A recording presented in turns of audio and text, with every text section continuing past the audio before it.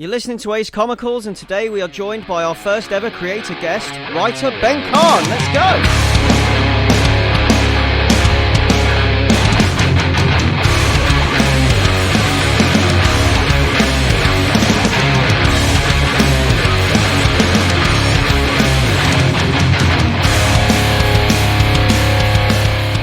Hi everyone, and welcome to a special edition of Ace Comicals. So this is a show between shows, and it's just me, Greg, today, joined by our our first ever creator guest, Ben Kahn. Hi there, Ben Kahn. I'm the Yank on the other line. Yeah, so Ben's over in New York, and right now it's kind of early morning. Is it early still? It's like 9 a.m., right? It's around 9 a.m., but I usually have to get up at 6 a.m. to make it to work on time. So this is nice and almost mid-morning. So welcome to our show. It's great to have you here. Thank you. I didn't know beforehand I was the first interview. That's awesome. Yeah, you are going to be our first creator guest, first interview. So yeah, you have to tell us how we do. I'm charting new ground. I'm a trailblazer. I love it. Ben is here to discuss their awesome comic Gryffen. There are actually 3 chapters of this available now on sale on Comixology, and chapter 4 will be available on the 26th of the 6th, 2019. Now, these are published by SBI Press. That's Starburns Industries. SBI, Starburns. I never know whether to say SBI or Starburns Press, so I try to just fit them both into a sentence somehow. Before we dive right into that, though, you have other comics that are currently available as well, Shaman and Heavenly Blues? Yes, Shaman is available on Amazon and also on Comixology. That was me and artist Bruno Hidalgo's first collaboration. Gryffen is now our third. Shaman is about a single-father necromancer and his teenage sorceress daughter, really just going on all these crazy, wild urban fantasy adventures. That one was a lot of fun to do as a first comic. It's tries to deal with a whole bunch of different kind of facets of magic and in fiction and in life. So a lot of little superhero satire, some classic movie monsters, and even get to work in a little bit of sports superstition for a fun little urban fantasy book about a dad and his daughter. And then Heavenly Blues is published by Scout Comics. You can get that at Scout Comics website.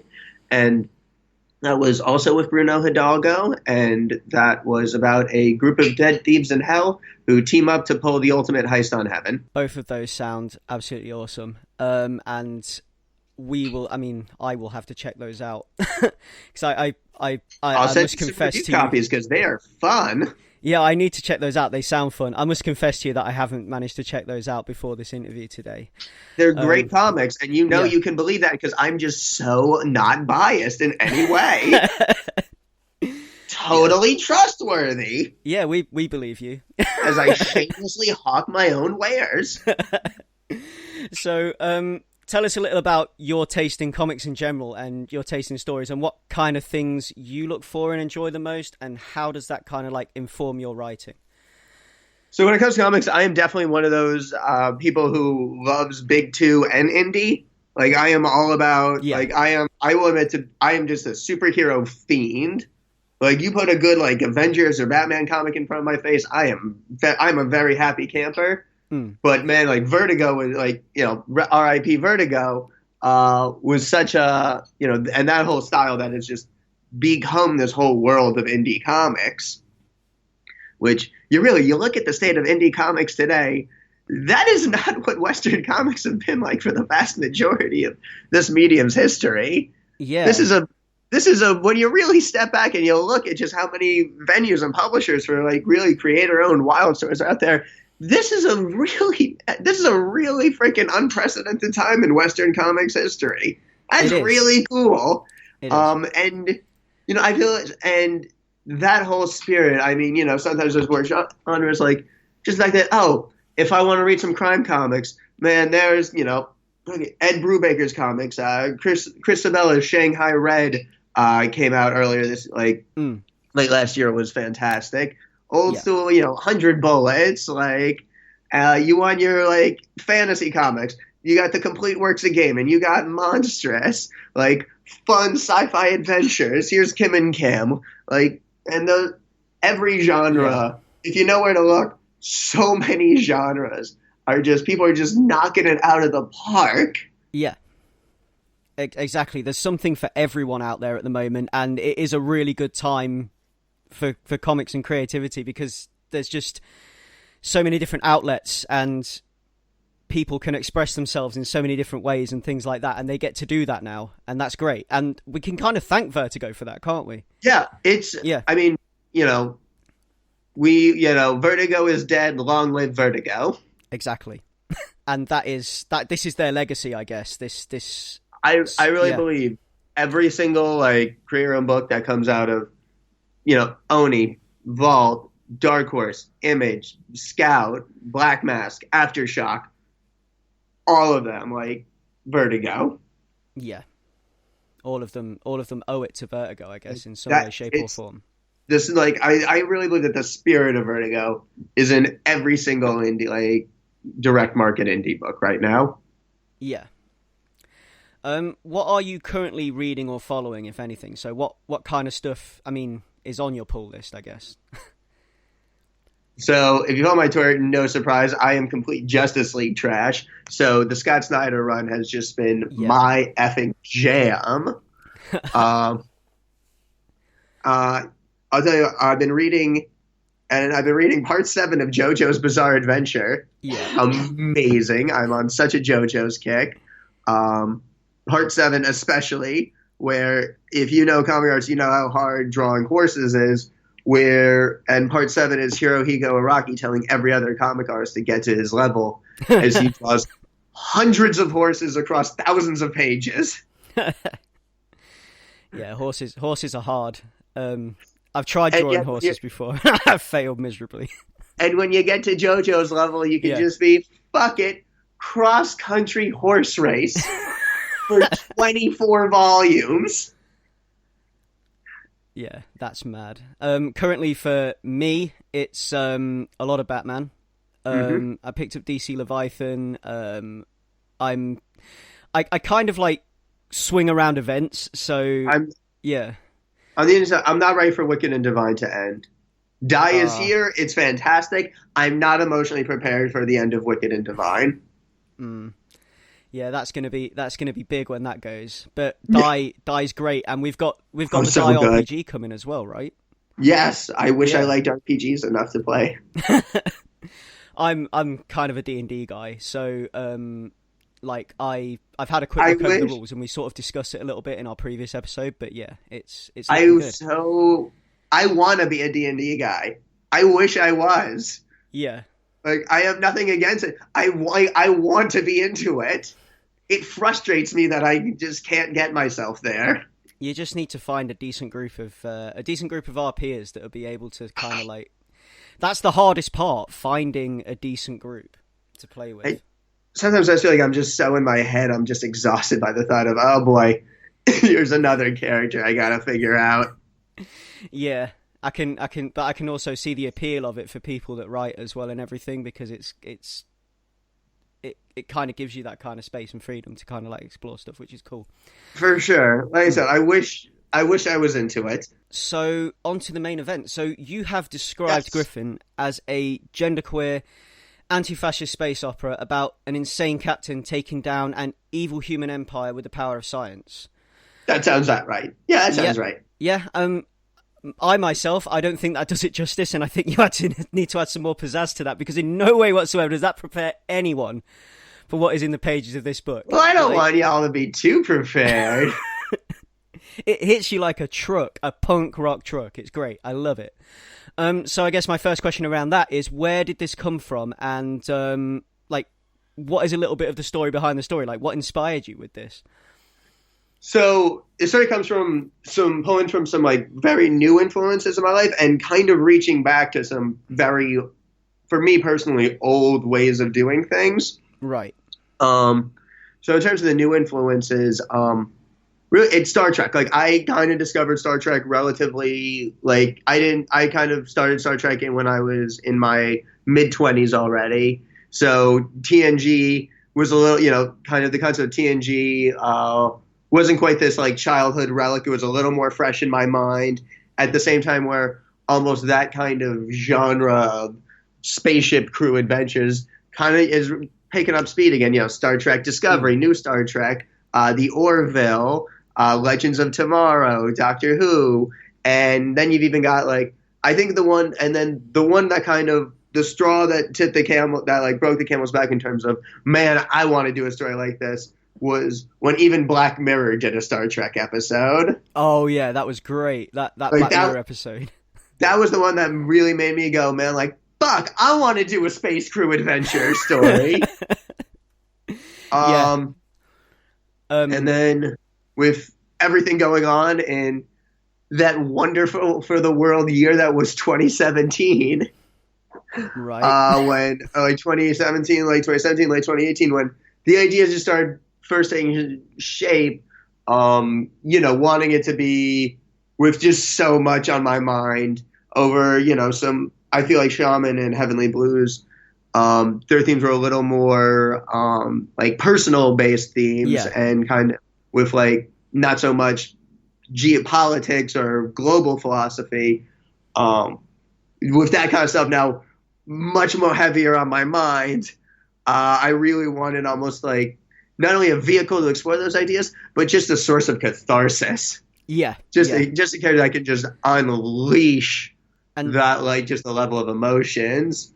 And for that, I kind of went back to my old webcomic as a teenager, which I'm not even going to say the name of because I don't want people trying to hunt it down.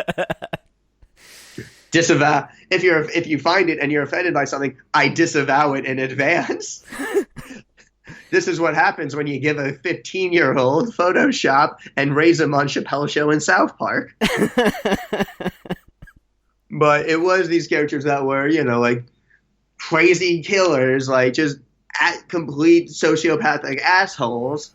And they were the protagonists, and they had and by virtue of just being these dynamic, loud, yet utterly unrestrained, awful people, they had a very kind of explosive forward momentum they brought to the story without outside forces having to act upon them really. So, so kind of taking away some of the sociopathic qualities, not all, like 40% less sociopathic, I'm going to say. I would say that Gryffen is still 60% sociopath. Yeah, that's it. It's just a matter of less actively nihilist, I would say. I think those numbers go up when green Jello gets involved. For sure. Yeah. For sure. Gryffen, I think the difference between my old webcomic characters is a sense of believing in nothing but their own like kind of instant gratification, right? Versus Gryffen, who is a sociopath but believes in so much. Yeah. And so it was just like, let's take all these feelings, all these themes, all these terrible things in the world that even if I only have like 2 lines to touch on them, let's have a character that knows how to touch on them. And just kind of taking that kind of explosive momentum that these awful characters gave me and bringing that back in a character that they don't need the call to come find them and then hero's journey refusal of the call. They are the call. They are dragging the plot, kicking and screaming behind them. And that was just a dynamic that felt very right to return to, especially for this story. Yeah. And it works. It works fantastically. And how did this idea form? So I guess we kind of covered that a little bit, but like where did Gryffen come from? So in terms of like kind of where the characters came from, it was definitely having a little damn Amazon robot. Welcome to the cyberpunk present. Cyberpunk you don't need to go to 2077. It's looking like our 2020 is going to be pretty dang cyberpunk dystopia as is. It's right here already. Like, okay, we're not shoving shit in our bodies as much as we thought we were, but aside from that, come on. If you're listening right now, Ace Comicals has just bore witness to the singularity, courtesy of Ben's Alexa. Right. Uh, it was definitely a sort of. So I think one of the first things I kind of had to think about was how big is the crew? Like, how big is it? Like, especially being like, I'm gonna have 6 issues potentially maximum to do Right. this. So a sense of it's like, so there's also a sense of, do I want it to be, oh, there's a big crew and we only focus on a few? Do I want to try to have it be a bigger crew and just know I'm not going to get to all of them?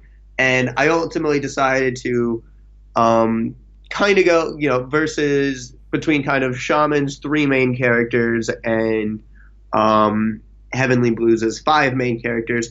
I kind of erred more towards Shaman 3. Granted, a new character, a new crew member does get introduced in Chapter 3, young engineer Seti Stella, but that was kind of born out of a kind of a particular trait that was lacking in the original 3. But I kind of came up with that. What I needed was, at the very least, a captain, a first officer, and a science person, and a science officer, given how important the science was. So I needed some kind of character. So for the science officer, I knew I wanted to at least touch on the ridiculousness of having one character that masters all branches of science, even while having one character that mastered all branches of science. Yeah. So that became where Elliot Dow and his cyber and his neural enhancements came from. Where Yeah. it's like, okay, I can at least hang a lampshade on it. Um, though I will say I do want I like the idea of science, because this is really I want this to be a science fiction about science Yeah. and there is a bad trend in culture of making science appear to be just like the breakthroughs of a singular genius. And I do want people to come away feeling that science is a community, and that will be a theme that gets continued to be explored later on in the series. But as it was, I could have just 7 science characters running around. I kind of just needed one. Yeah. You I think the balance is right with the crew that you've got there, because you need someone who's hot-headed and not afraid to get their hands dirty, as well as you would need someone who is a bit more of a thinker and would sit back, because that gives it a good kind of dynamic with the way that they will work together and the way that their ideas will kind of clash in places and things like that, which will be kind of cool. I'll tell you what's been a fun surprise about writing Elliot Dow is that I went into it thinking that he had a more fully concrete philosophy than he did. I thought he would come at it from a bit more of a place of nihilism and principled indifference. And as I write it, I kind of realized, no, he's kind of just an asshole who refuses to take responsibility for anything. Yeah. And then I had to have the first officer. So, and especially starting out, given how much of the first chapter is the soon-to-be is first officer Telika and Captain Gryffen, knowing just how insane and loud Gryffen was going to be, your basic character dynamic is a duo, which is your funny man, straight man. So right off the bat, I knew whoever this first officer character is, they need to be someone that acts as a foil and as a straight man to Gryffen. Yeah. That was, there was no question about that. But what did happen as I was writing it is that what that foil became a little more sarcastic than I was expecting and a little less naive. And then that kind of stemmed from the plot that I'd really given the backstory I'd really given her. This is someone who was separated from her family essentially at birth, like raised in a camp, joined with like a military that she hated, became like an undercover officer. Like, this is someone who has already seen terrible things and willingly done terrible things, and certainly not to the insane zealotry destructive science cause that Gryffen champions, but has dedicated themselves to a cause they're willing to give their life and do terrible things for. So I realized the character, just this kind of innocent, naive character, makes no sense coming from Telika. And that's really when the character, the young engineer character of Seti Stella, really became necessary to introduce. And also a way to kind of, give Dow a bit of a science buddy, but also someone that can, really create a character that can speak to the moral quandaries that the other characters just don't care about. There's going to be a scene in chapter, there's a scene I want to say in chapter 5 where it's Stella who explicitly brings up a way that something they're working on could be used to do great harm, and they just do it anyway. You didn't need to know that there could be fucking everything up. I could have just not mentioned it and have you think, yeah, our heroes are doing a good thing. Go heroes. But I wanted to show that, especially when you're working at a big thing I want to do with Gryffen is show when you're working at these planetary stakes, what the hell is the right thing to do? Because anything could happen to go in any direction, and it's on your hands now. So instead of just papering that over, I really wanted readers to realize the pitfalls of what they're doing, have them realize the pitfalls of what they're doing, and then have to think about how they feel about the characters just doing it anyway. Yeah. Now, I wanted to talk a little about the opening of chapter 1, actually, because I love Gryffen's speech and how the whole thing plays out. And I like how Bruno Hidalgo has managed to get their loose style on these pages, and how the facial expressions that he's got Gryffen pulling almost rabid while they continue on this like anti-fascist tirade. And I love Bruno's faces. In the whole issue, but in that sequence especially. Yeah, it's such a great couple of pages, and I think, is it the cover for chapter 4? Can I talk about the cover for chapter 4? Yes.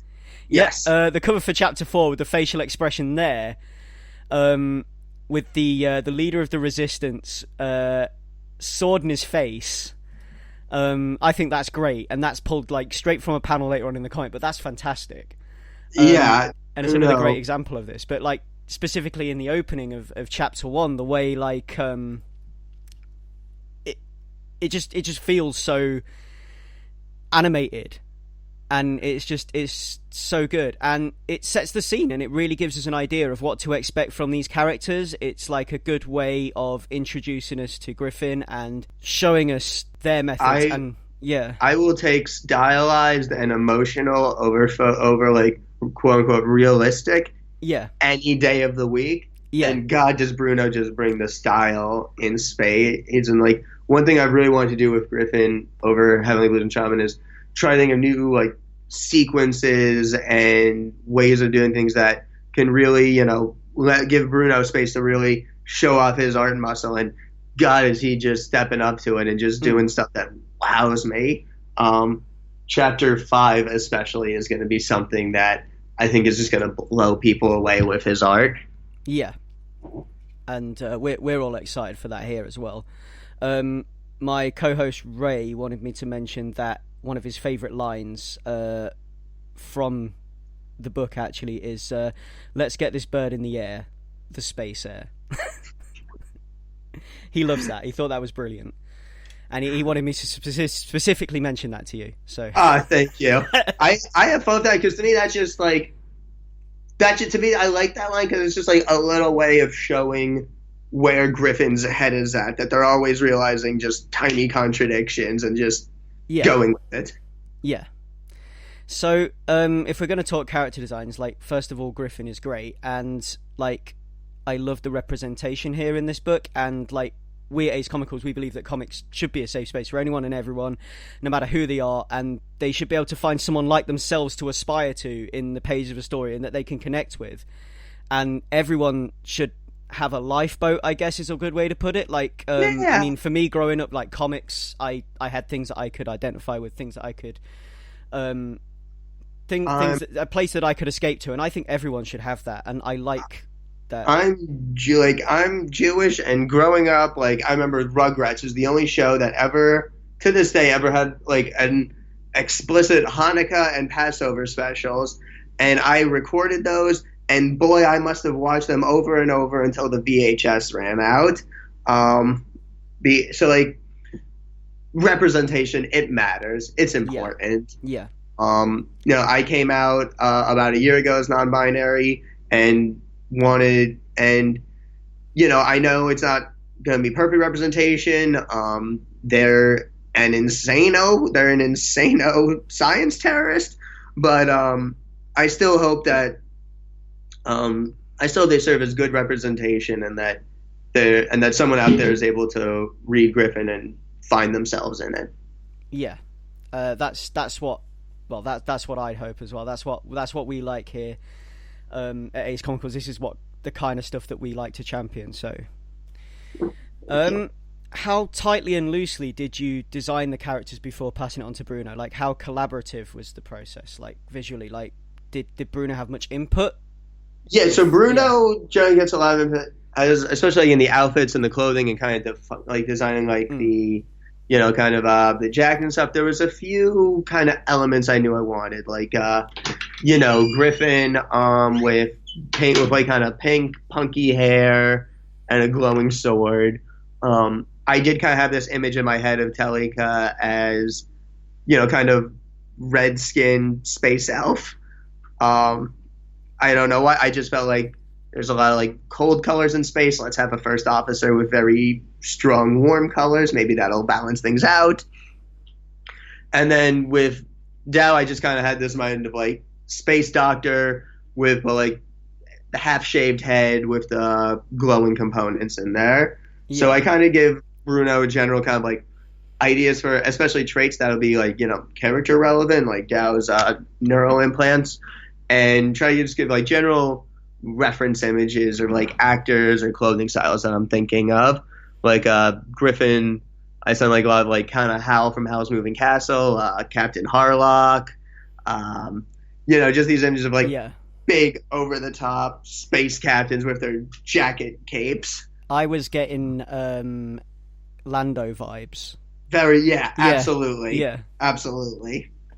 But so, and then because it's Bruno's style, and he does such a good job just defining the world and all these great little background characters. So it's always like I have ideas for these characters, but until Bruno started drawing them, that's when they come to life.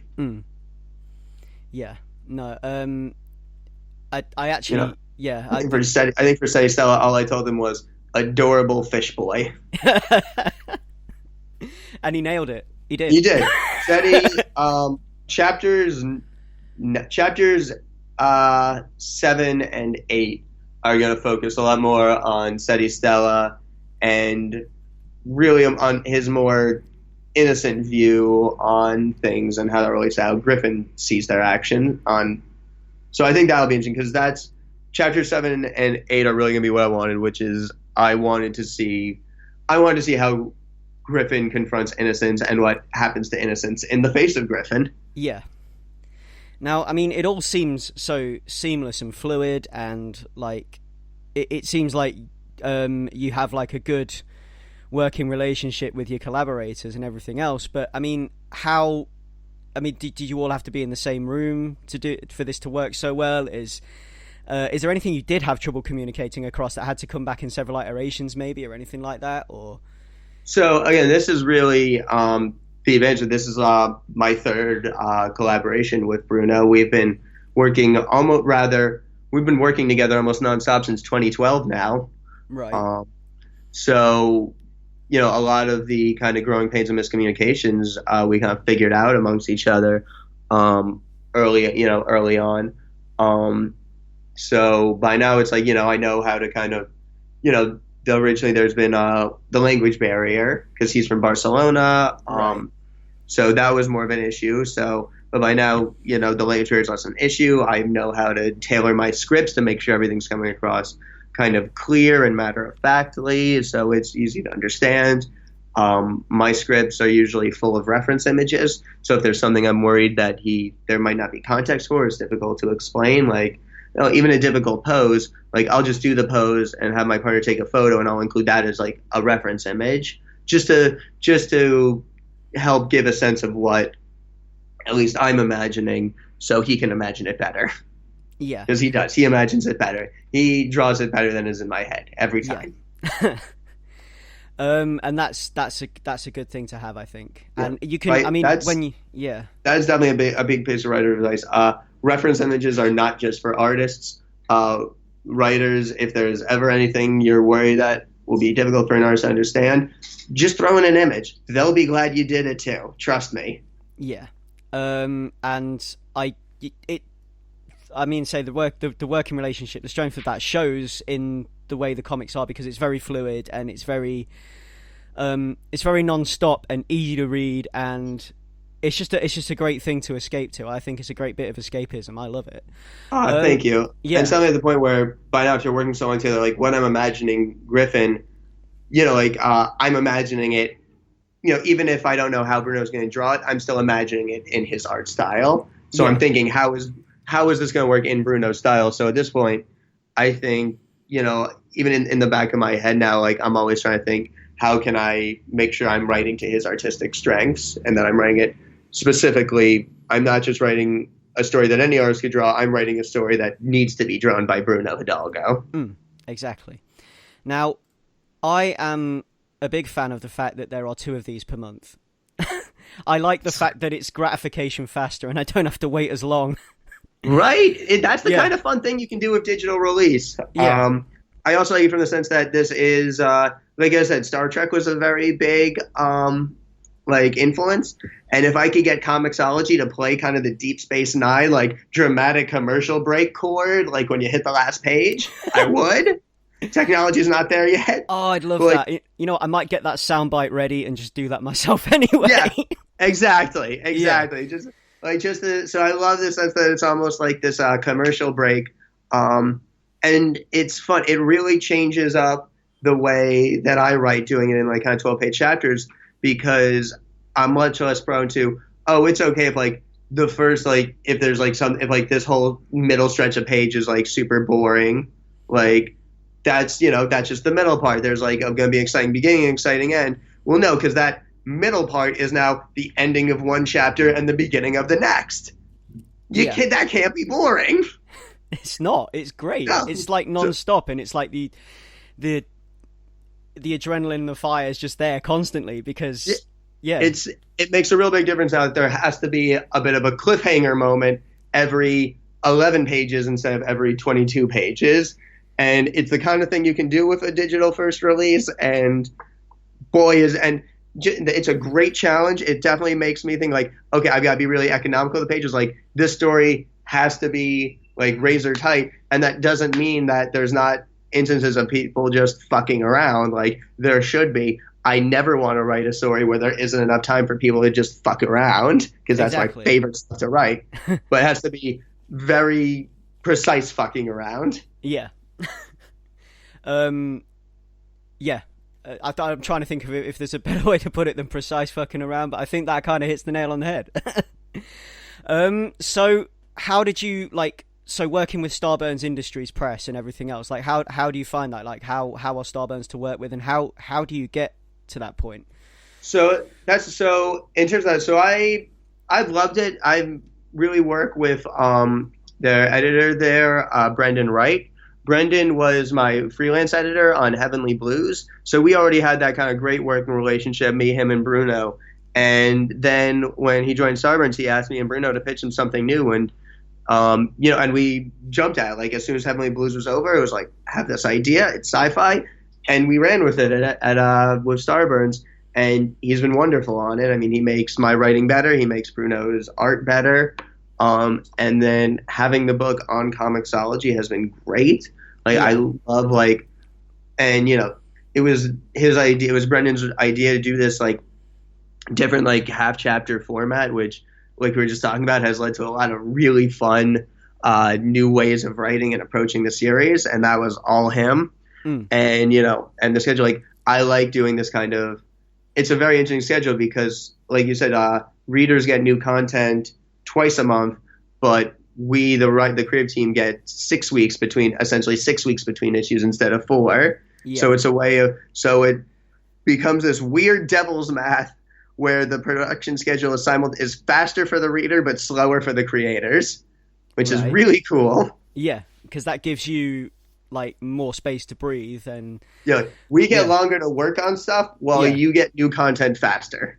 Yeah, and that's a win-win situation, because that means that everything that we get is far more polished and of an amazing standard. So so I think Chapter 4 is coming out. Chapter 4 is coming out this week. We just put Chapter 6 to bed. Right. So like, yeah, so this has been, I feel like, again, even just when you don't have the print, when you don't have to tie yourself to the kind of, monthly periodicals, again, it's like really frees us up to do some fun stuff. Yeah. So we're going to move on to some fun questions now. So the first one, do you actually hate green Jell-O, or was it just a victim of random chance? It's not my favorite flavor. I would say yellow Jell-O I'm more suspicious of. Yeah. But I thought green was just a more fun color to hate. My attitude is, if it's not strawberry or raspberry, why are you wasting my time? Orange is okay. Orange is okay. Great. Who wants the C+ student? Okay, so here's a couple that we came up with that. You are living in a house share with 3 empty rooms, and you have to fill them with villains you wouldn't mind sharing with, and you have to tell us why you wouldn't mind sharing with these people.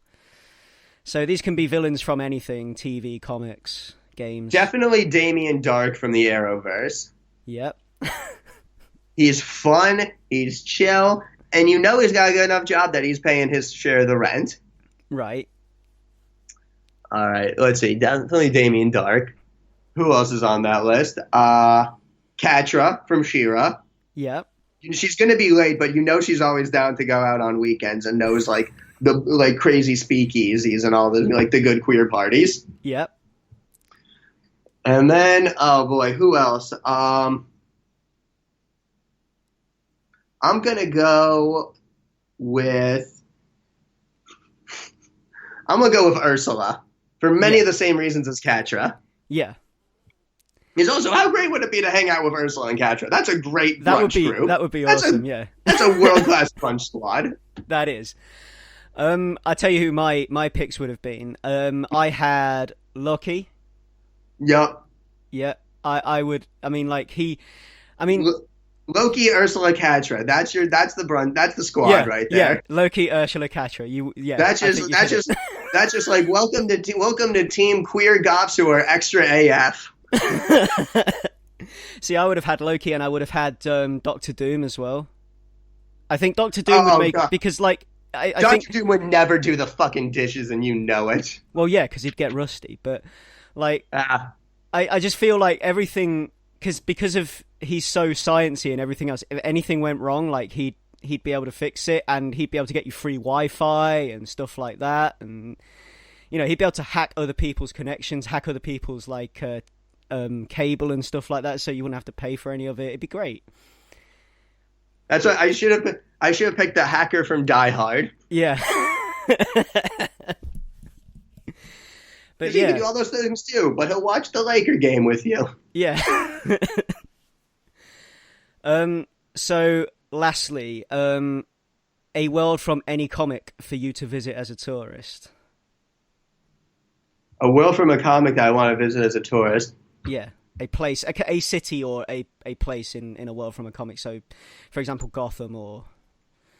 I'm going to go with Opal City. Yeah? Because Opal City feels like New Orleans, but just with really, really nice, crazy statues and Art Deco architecture. Yeah. And plus, it's there's no big giant villains there. It's yeah, Starman's there, and every now and then someone comes after Starman and causes some shit. But aside from that one time with the Shadow Monster, nothing that bad ever really happens in Opal City. It just seems like this great place to have yourself a po' boy and check out on a crazy Art Deco rooftop cafe. Yeah, that sounds cool. You see, my pick would have been Gotham, but as a tourist in Gotham, I could go to the Wayne building and get some free pens with the Wayne logo on and stuff like that. I would love to do a comic that was just all about it's barely any Batman, and it's just about Gotham City's tourism board. Oh, that would be great!